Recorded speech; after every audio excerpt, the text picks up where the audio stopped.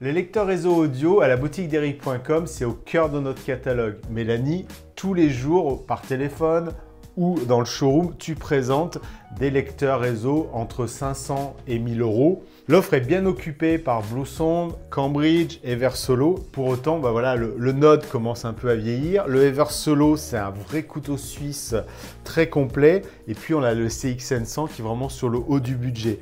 Et justement, dans cette vidéo, on vous présente une nouvelle marque qu'on a rentrée au catalogue, la marque Matrix Audio. Exactement, le Matrix Audio Mini i4 que j'ai là juste devant moi, c'est un lecteur réseau résolument Hi-Fi avec des fonctions plus complètes que le Node, mais une utilisation plus simple que la gamme Eversolo.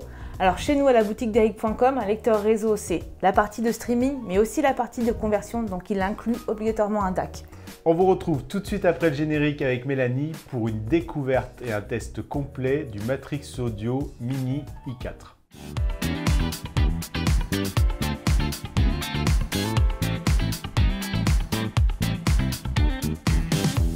Mélanie, Matrix, on connaît tous le film, pour autant on connaît beaucoup moins Matrix Audio qui est une marque qui est née en 2006. Est-ce que tu peux nous en dire déjà un petit peu plus ? Alors c'est une marque chinoise qui est en effet née en 2006, qui présente une gamme plutôt complète, aussi bien sur des lecteurs réseau qui démarrent à 699 € avec le Mini i4 qu'on a ici devant nous, mais qui monte jusqu'à des prix avoisinant les 10 000 € pour le MS1 que nous n'avons pas ici en présentation. La version Mini i4, c'est la nouvelle version tout simplement du Mini i3 qui a été sorti il y a déjà quelques années.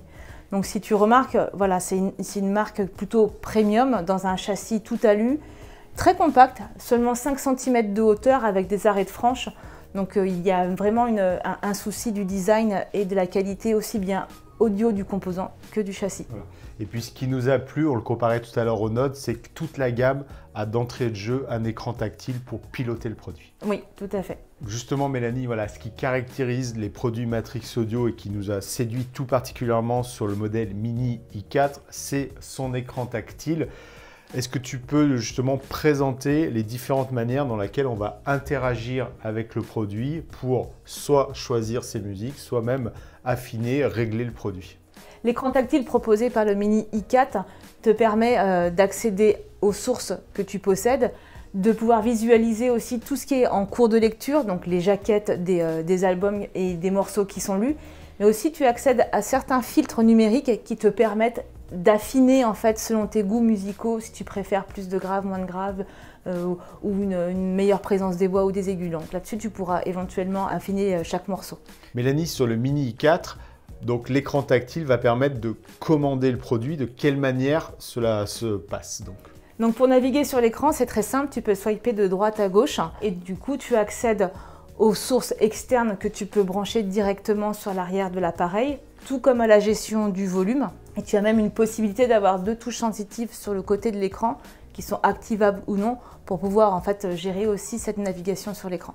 Donc contrairement à un produit comme les Eversolo, l'écran il est complémentaire justement d'une application qui elle va nous donner un accès, j'imagine, à toutes les sources dématérialisées. Alors en effet, l'application, elle, est absolument nécessaire si tu fais une comparaison avec Eversolo. C'est-à-dire que là, tu as les fonctions, on va dire, simples et après tu viens affiner ta recherche obligatoirement par l'application qui est disponible sous iOS, Android, mais aussi sous macOS. Sur ce produit-là, on a aussi la possibilité de rajouter une télécommande si on le souhaite pour justement avoir le même commande que sur l'écran tactile. Exactement. Toutes les commandes de l'écran tactile, tu les retrouves ici sur une télécommande qui est en option avec ce modèle-là, c'est-à-dire le contrôle des volumes, le play pause éventuellement sur les playlists que tu es en train d'écouter, le mute et le changement de source. Donc voilà, sur la gamme Matrix Audio, l'application Emma Remote est vraiment au cœur du système et c'est elle qui va te permettre de naviguer dans toutes tes musiques dématérialisées et notamment celles que tu as sur un NAS par exemple. Oui, du coup quand tu installes ton device sur le réseau, la première chose que te demande l'application quand tu connecte donc ton NAS, c'est de pouvoir réintégrer ta bibliothèque. Et donc tu accèdes très simplement à tous tes fichiers, tous tes dossiers, tes sous-dossiers, tes artistes, tes albums, directement depuis l'application. Donc ça utilise comme habituellement les métadonnées, que ce soit NAS, Synology, QNAP. Est-ce qu'on a la possibilité aussi d'utiliser un support USB? Il y a une entrée USB en effet sur l'arrière et tu peux y brancher un périphérique USB sur le port USB-C et c'est pareil, ce sera une entrée de lecture. D'accord, donc on voit qu'on est sur un produit très moderne parce que voilà, c'est de l'USB-C, donc il faut avoir soit les nouvelles clés, soit le petit adaptateur USB-A, USB-C qui va bien. Forcément, si on a choisi cette gamme de produits, c'est qu'elle va nous permettre d'accéder aux meilleures plateformes de streaming. Donc quelle est la proposition faite par Matrix Audio pour les abonnements? Alors les abonnements, aujourd'hui Matrix Audio inclut dans l'application Tidal et Qobuz, qui sont donc les abonnements avec de l'ARS. Tu peux même choisir sur quel format tu souhaites être lu. Donc chez Tidal, tu as du height, tu as du FLAC, tu as même du MQA et c'est pareil pour Qobuz. Quand on choisit aujourd'hui une marque de lecteur réseau, on fait attention aussi à la possibilité d'avoir les radios internet. Quel est le portail qui est utilisé chez Matrix Audio? Alors Matrix Audio a fait le choix d'utiliser VTuner, contrairement à Bluesound qui utilise TuneIn. VTuner, c'est plutôt intéressant parce qu'après recherche et test, je me suis rendu compte que la plupart des radios que l'on a l'habitude d'écouter sont en format CD, voire HD pour certaines. Donc ça, c'est important de le dire puisque chez TuneIn, c'est souvent en format MP3. Donc là, on accède vraiment à une très belle qualité d'écoute, même sur les radios. Donc là, voilà, c'est très intéressant. Quand on est amateur de jazz, il y a une offre radiophonique très très large. Et puis voilà, petit clin d'œil, parce que c'était en avril que le groupe Radio France a quitté le portail TuneIn. Donc là, pour l'instant, pas de mésaventure. Radio France travaille toujours avec VTuner. Et en plus, il y a une option intéressante aussi dans la lecture des radios, c'est que tu as une proposition de customisation. Donc ce que ça veut dire, c'est que tu peux rentrer une URL d'une radio qui ne serait pas référencée chez VTuner et du coup, tu te la références pour toi. Ce qu'on voit apparaître de plus en plus aussi, tu citais notamment Tidal et Spotify proposent le mode Connect. Qu'en est-il chez Matrix Audio? Eh bien là, Matrix Audio n'a pas fait l'impasse sur les modes Connect, c'est-à-dire que Spotify est bien présent en mode Connect, évidemment. Et Tidal, écoute, tu choisis soit en mode Connect, soit en mode inclus dans l'application. Point important, tout à l'heure, tu as parlé de l'accès à une collection de fichiers qui est sur un NAS. Est-ce qu'il se fait en SMB? Est-ce qu'il se fait en UPnP? Et après, les avantages de l'un ou de l'autre? Alors le SMB n'est pas présent, en revanche l'UPnP, le DLNA l'est bien sûr, ce qui du coup te donne accès à des applications comme Bubble UPnP ou même MacConnect. C'est-à-dire que si tu préfères l'interface Bubble UPnP ou MConnect, eh bien là, écoute, tu gardes tes habitudes et tu peux inclure le mini i4 dans tes habitudes de navigation. Pour être complet, est-ce qu'on a d'autres protocoles réseau disponibles? Oui, l'AirPlay 2 en fait partie. Donc pour tous les possesseurs de produits Apple sous iOS, vous pourrez faire une connexion directe en AirPlay 2. Et tu as bien sûr Roon Ready, parce que c'est vrai que la gamme est très large, elle monte en très haute gamme aussi, donc il serait incohérent de ne pas avoir Roon inclus aussi dans les possibilités de navigation. Et quand on faisait nos premiers tests, quand on préparait aussi la vidéo, on s'est aperçu qu'il n'y avait pas le Bluetooth, ce qui est assez rare parce que d'habitude il est rajouté. Après, c'est vrai que quand on monte sur des produits de cette qualité sonore, je dirais que le Bluetooth, c'est pas l'argument de choix. C'est pas l'argument de choix, c'est pas sur ce choix que se fera l'achat d'un Mini i4.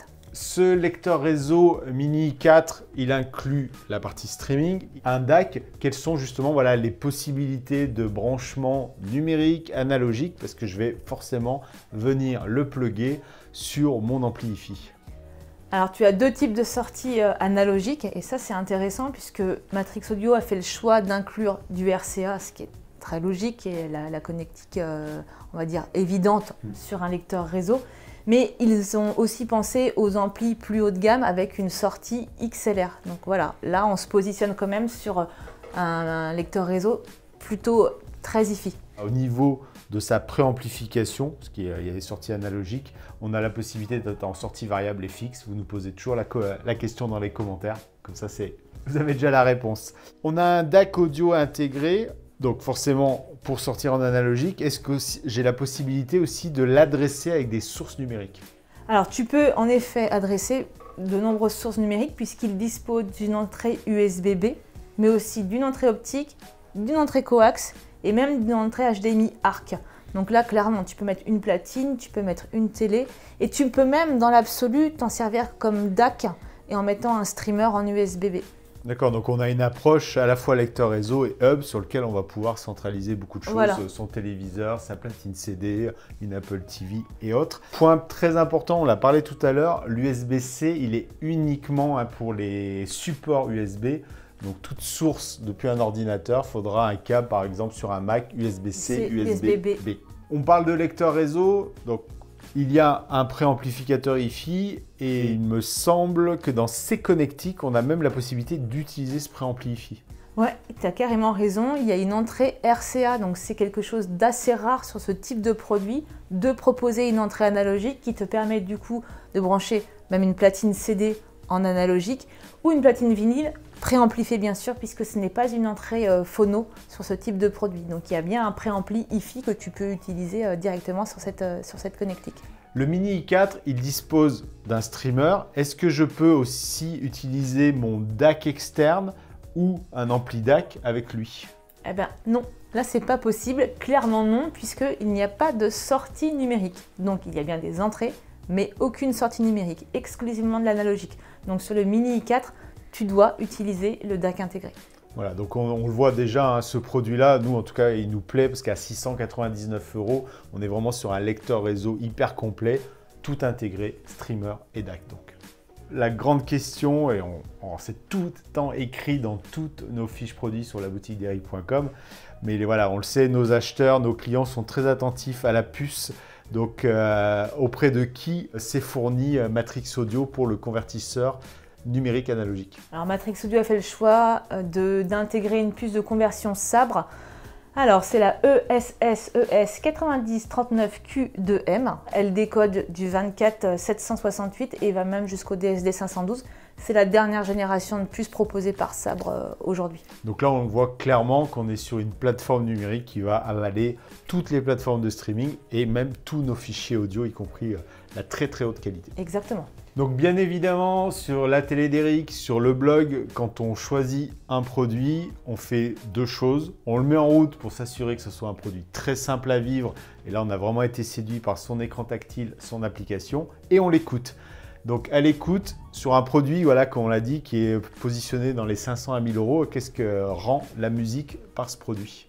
Alors c'est un rendu musical très net, très propre, bien détaillé, parfois un peu analytique, donc il faudra prendre aussi en considération ce rendu musical selon l'ampli et les enceintes que vous avez, mais c'est très équilibré.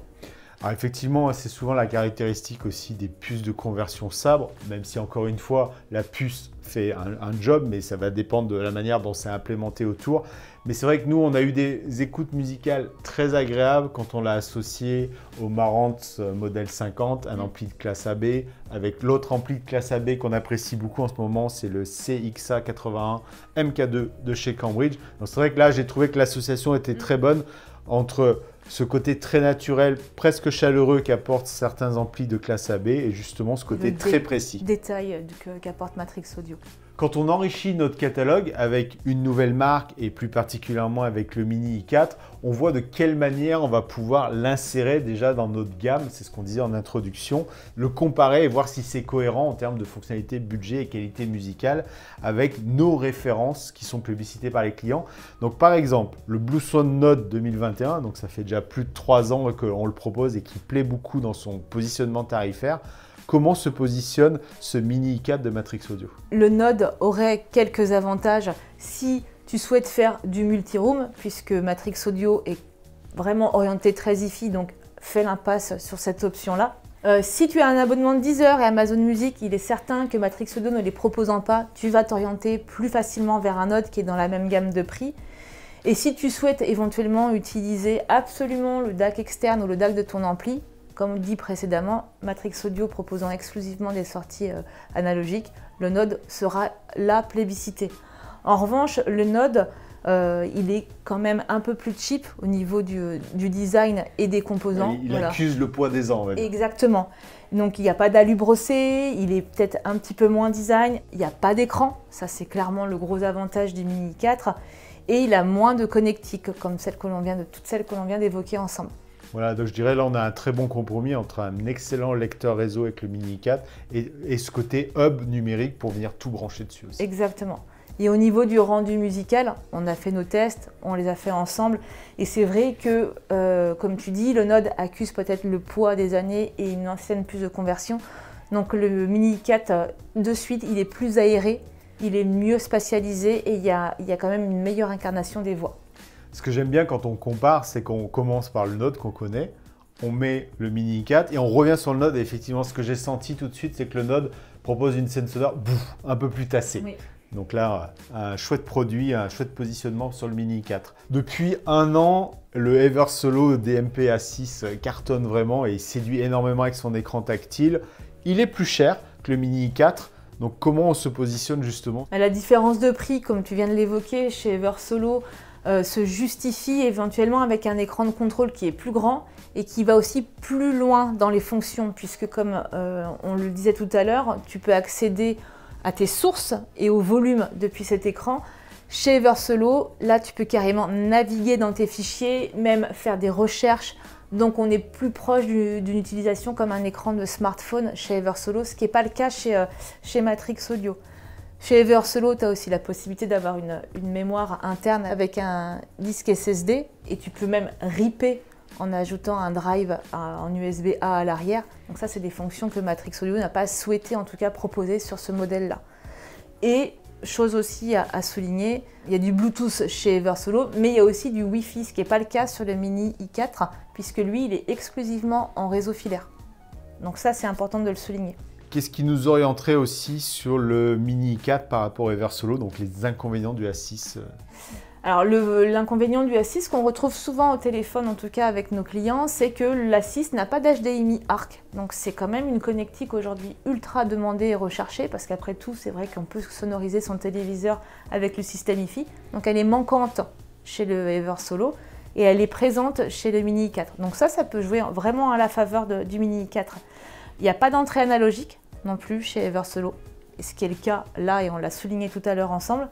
Et puis bon, après il y a aussi une histoire de format, parce que les A6, A6 Master et le A8 en format Hi-Fi sont plus imposants en hauteur, donc si tu cherches quelque chose de plus compact, le Mini i4 est le choix idéal. Moi, c'est ce qui m'a plu parce que ça peut paraître un détail, mais certains nous ont dit, moi j'ai une toute petite place, j'aimerais le A6 mais avec un écran plus petit. Ben voilà, on a la réponse ici. Voilà, dans notre banc d'essai d'écoute, on avait notre trio, le Note 2021, le Eversolo A6 et le Mini i4. Donc comment ils se comparent par rapport au A6 d'Eversolo? Le Eversolo A6 embarque une puce de conversion précédente en fait de celle choisie par Matrix Audio pour le i4. Et donc ça va se ressentir sur les aigus qui sont un petit peu plus prononcés encore chez Eversolo.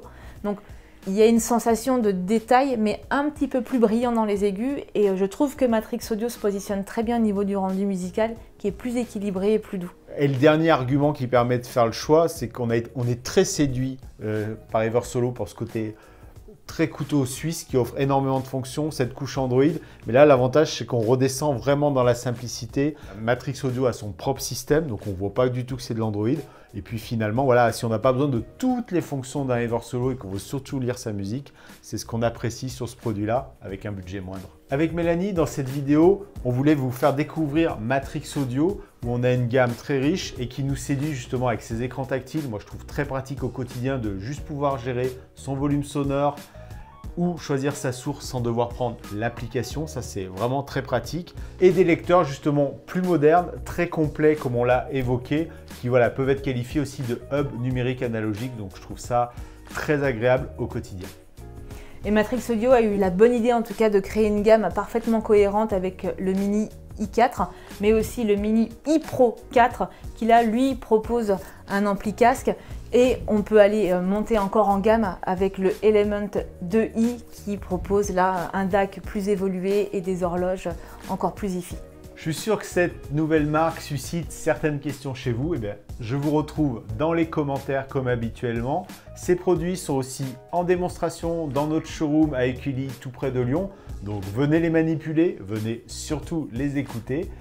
Abonnez-vous, laissez des pouces, des likes, on aime beaucoup cela, ça donne de la visibilité et voilà, cette marque le mérite pleinement. À très bientôt.